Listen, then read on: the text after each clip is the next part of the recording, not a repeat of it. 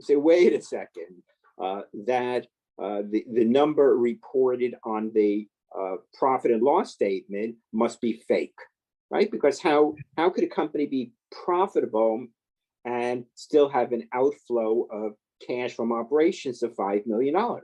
So that was my message. And I believed it, that if you simply did a comparison of your CFFO, your cash flow from operation, and that figure was equal to or greater than the accrual-based profits, you're probably looking at a company that's healthy and that's not, mucking around with their accounting.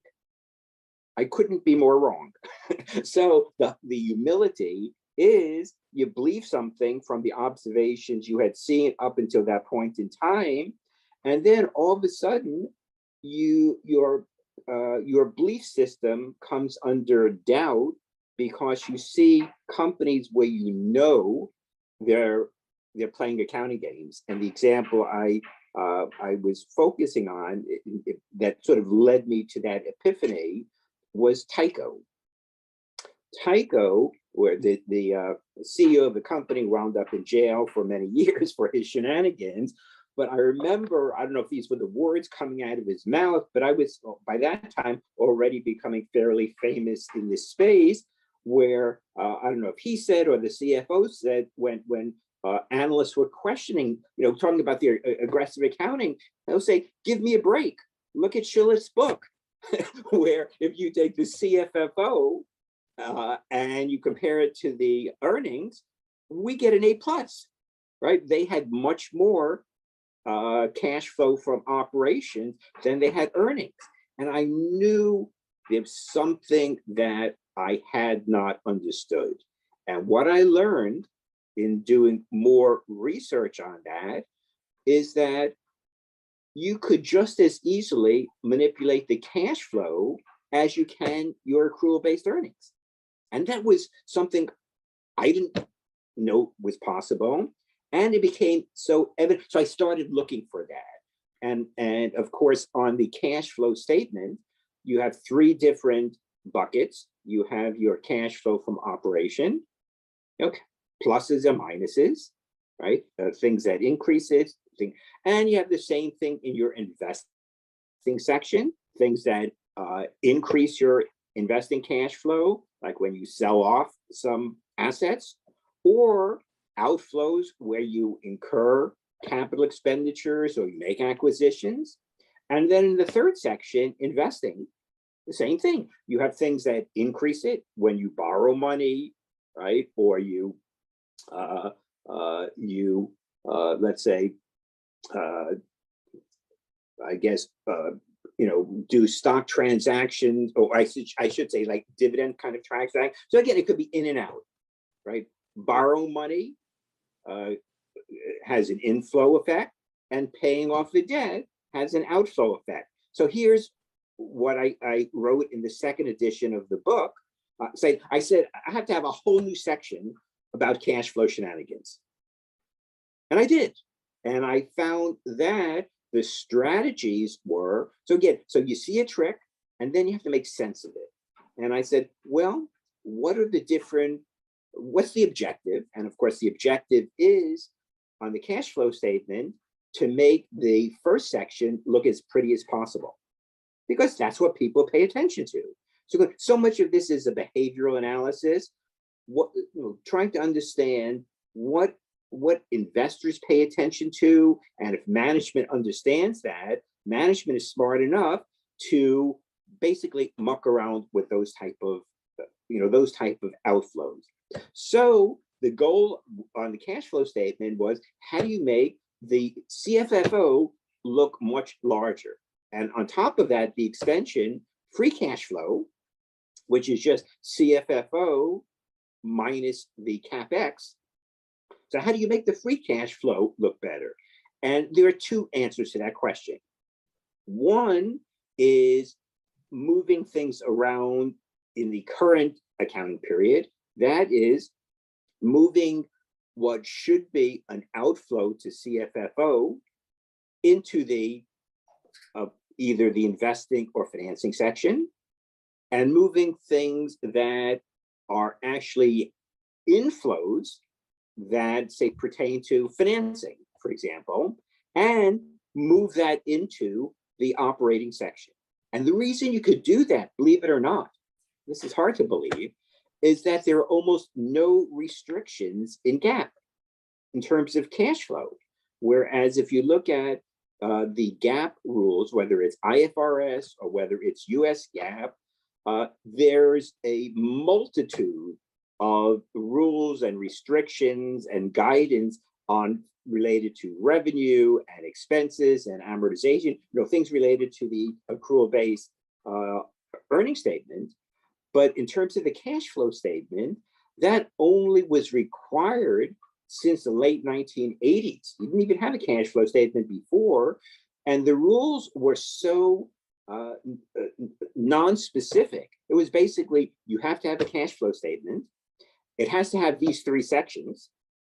And they said in the first section, you have a choice using the direct method or the indirect method.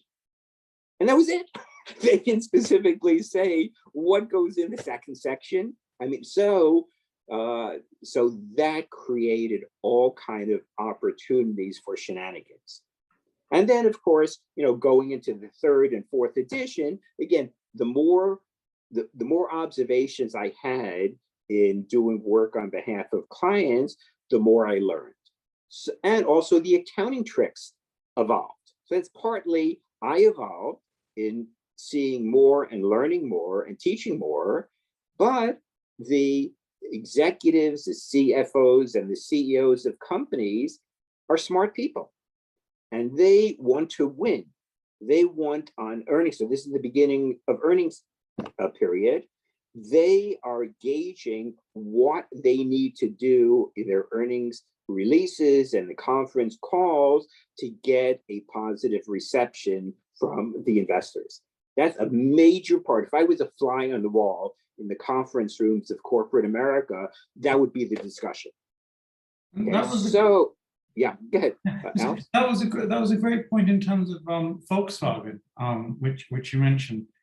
So I think they increased the life of their assets Yep. in line with other automakers.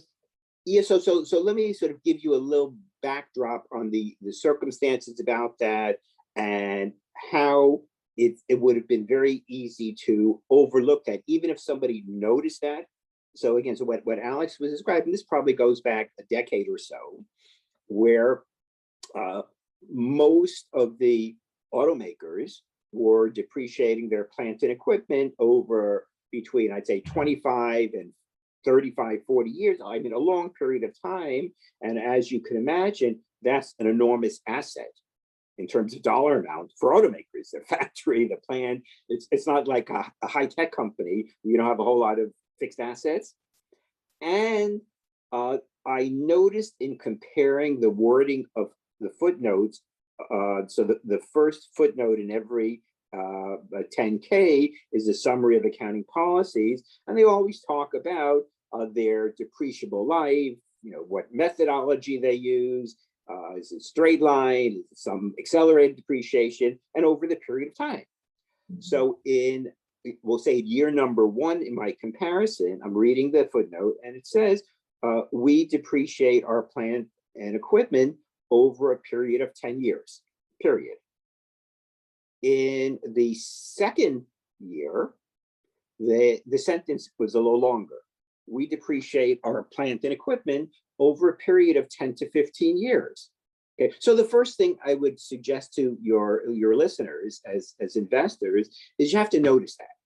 You have to be able to see even subtle changes in the wording of footnotes or MD&A type of discussion.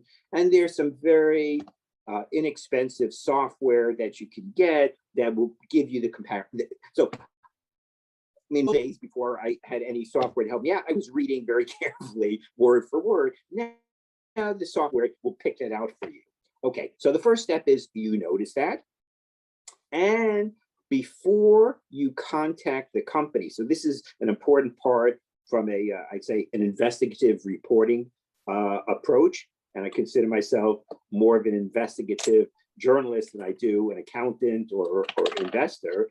It's basically reading this, spotting it, and trying to figure out what it meant and how significant it is. Is it a sort of nothing serious, or is it a wow type of story?